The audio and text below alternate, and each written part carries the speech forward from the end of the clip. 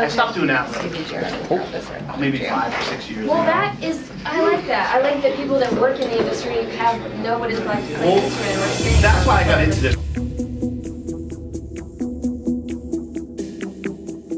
Hello, GNA Nation. I'm Matty Jeff here, your afternoon host on 107.7 GNA, here with a brand new recording artist, big loud recording artist, Jillian Jacqueline. Welcome to Albany. Good to have you here in the Capital Region. Thank you so much. Now, you have 2 first names, just like I do. I do. How many? I feel you. How many times have you been called Jacqueline? Oh my God, like so many. I know it's the 2 J's. I get it. It's confusing, but I'm also like, please don't do that. I'm so used to being called Jeff at this point. Really? I just answer to it.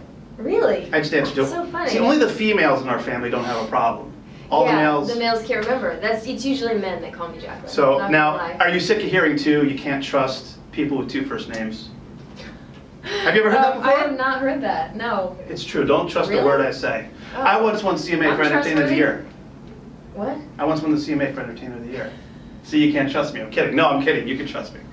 So, big loud recording artist. You just signed with the label. I signed in October last year. In October last year. So here you are, a year later, getting your music out there, and you just released an EP called Side A. I did, yeah. We put it out on Friday, and it's 9 songs, and 3 of them are like acoustic versions of the other songs. But yeah, I signed in October, and I went into the studio in November last year. So a month after signing, I was making the album, which was crazy to me. My mind was like blown, and the label didn't show up once to any of the sessions, and it was amazing. They gave me complete freedom. That shows you how much they believe in you to give you that freedom. Yeah, it was awesome. Because I've spent some time with the songs, and you're a great artist, some great music on the album. But I gotta ask you, Side A, Side B, are you a fan of vinyl? Is that what inspired that? Yeah, you got it, yeah.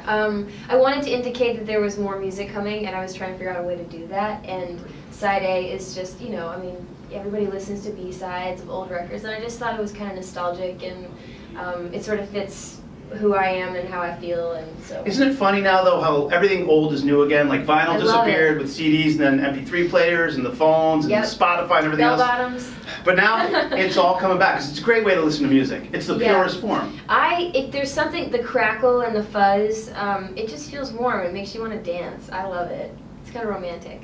So let's talk a little bit more about the music, because Jillian's going to play some songs for us today, and there's a few songs that kind of stand out on the album. One of those, Holier Than Thou, which you describe as a song as being too big for your britches. Can you give us a little more insight into that? Sure.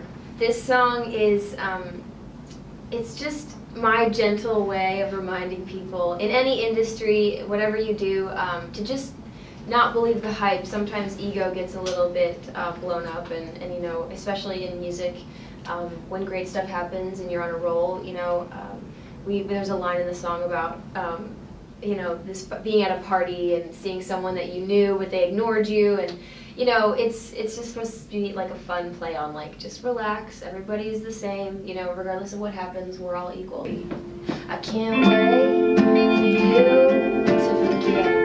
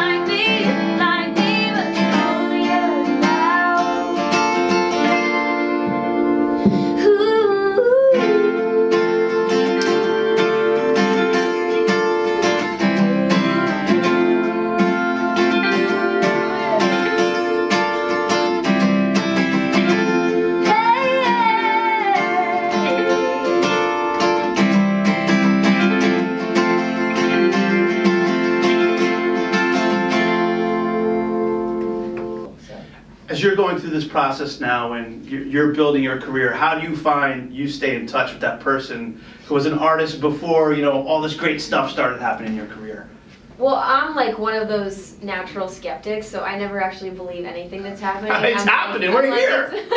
I'm always like, no, that's not really happening. So I keep myself pretty humble just by nature. So I don't have to worry about it as much. Okay. Yeah. All right, so there's some other great songs on this EP. Now, Hate Me is another one, and it's a song that's basically about, it would be much easier to break up if you hated me. Now, can you tell us a little more about the song? Is there some personal inspiration? Because you wrote all these songs, by the way, on the EP. I did, yeah. Definitely personal inspiration. And this one actually came directly from a conversation that I had with my ex. I walked into the writing room and I just kind of dumped all this on my co-writers. It was my producer and Hillary Lindsay, who's an incredible songwriter. And the chorus really just came out that way. It's very conversational. It's kind of what I had written out, like what I would say to that person, my ex. And you know, we were in that weird stage of we'd broken up, but we weren't able to really stop talking to each other and get past it, and we were trying to do this friend thing and see what might happen, and I was like, God, this is just so much more painful. I want it to be over, and it'd be so much easier if we could hate each other and not have compassion or try to be friends. So, do you find that relationship songs connect more with fans? Yeah, I found, I mean, for a long time I tried to write songs that weren't about relationships because I was like, boring, everybody writes about relationships, and then, you know, my breakup happened and it thrusted me into like honesty because I couldn't say anything else that wasn't about my heart and what I was going through and the heartbreak and what I was feeling. So yeah, I think when people hear something in the crowd that they can relate to and it's like pain and suffering, it just feels like, oh my God, I'm not alone. Someone else understands what I've been through. And so yeah, these songs that I've written about it have been some of the most like unifying songs that I've written when it comes to me and the audience.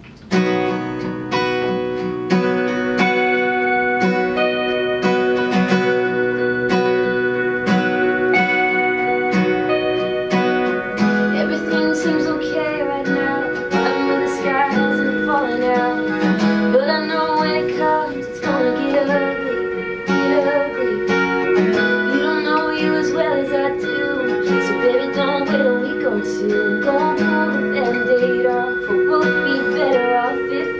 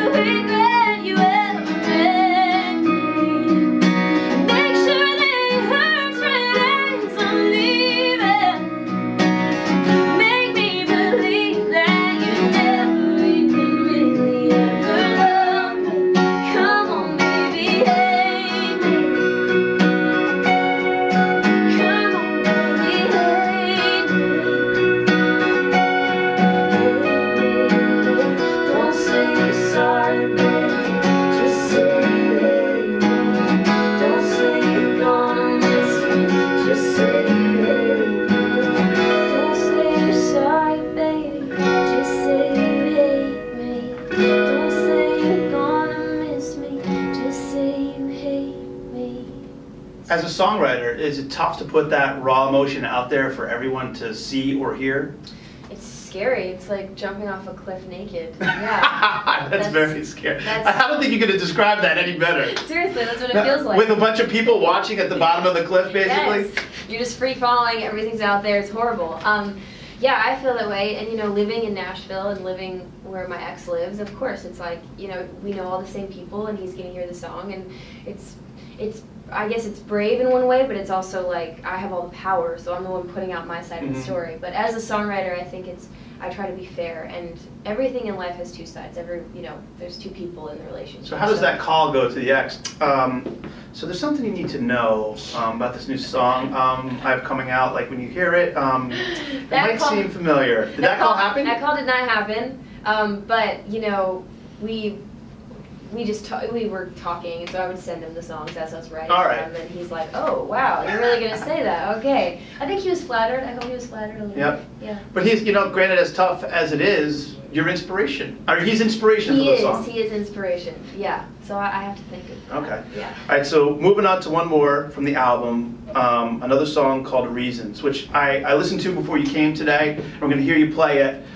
My impression about young love falling apart and trying to find a way to reconcile that and move on. Is that accurate? Am I close? Completely, yeah. I mean, yeah, in my instance, we lived together for 5 years, so it was, you know, I was seeing a lot of fear around like why we didn't want to split our lives apart. I was like, we're so scared of actually doing what we have to do because you're intertwined, you know, you share things and you share friends, and it's just, yeah, it's definitely that feeling of like everything's going to change once we break up, and we don't want everything to change, but they're just excuses, you know, all the reasons. I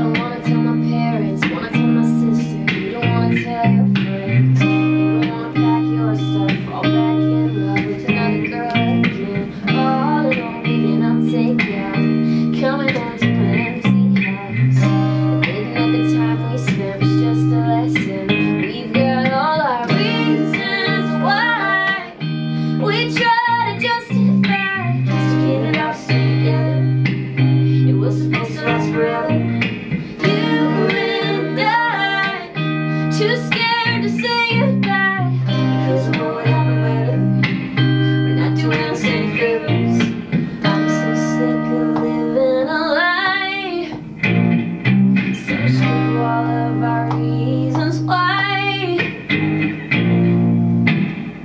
we feel like roommates standing at the same sink, we don't even kiss goodbye, I don't want to be a quitter, don't want to have to answer when everybody asks me why, giving all your t-shirts back, putting all my stuff in bags, we were supposed to be married by the time we're 30, breaking up is scary, all these reasons why, we try to justify, just to get it all stay together, it was supposed to last forever, you and I, too scared to say goodbye, because of what would happen later, we're not doing us any favors, I'm so sick of living a lie, so screw all of our reasons why, goodbye, I love you, you don't love me, it can be just that simple, baby, I don't love you, you don't love me, it should be just that simple, baby,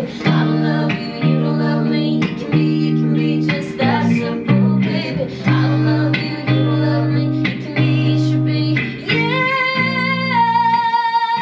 reasons why, we try to justify, just to get it all stay together, it was supposed to last forever, you and I, too scared to say goodbye, because of what would happen later, we're not doing us any favors, I'm so sick of living a lie, so screw all of our reasons why.